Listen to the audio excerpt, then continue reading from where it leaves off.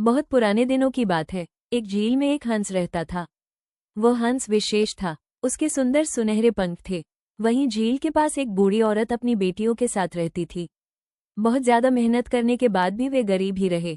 एक दिन हंस ने सोचा, क्यों न मैं इस बूढ़ी औरत के परिवार को एक सुनहरा पंख दे दूं जिसे बेचकर ये अपना जीवन यापन कर पाएं।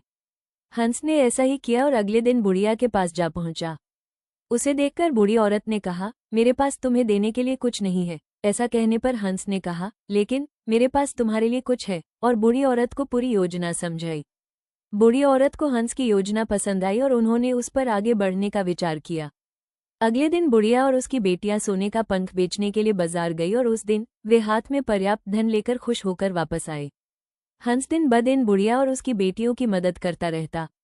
बेटियां हंस के साथ खेलना पसंद करती थीं और बरसात और ठंड के दिनों में उसकी देखभाल करती थीं। जैसे जैसे समय बीतता गया, बूढ़ी औरत और लालची होती गई।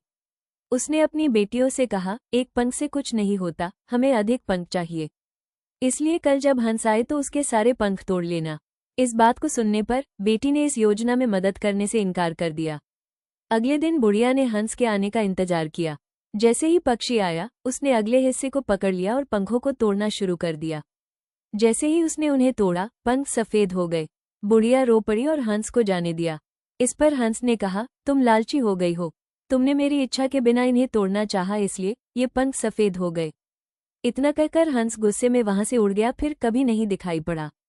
कहानी की सीख, अत्यधिक लोभ से बहुत हानि होती है। हमें कुदरती रूप से जो मिलता है उसमें संतुष्ट रहना सीखना चाहिए और मेहनत से अधिक संसाधन जुटाने के लिए प्रयास करने चाहिए।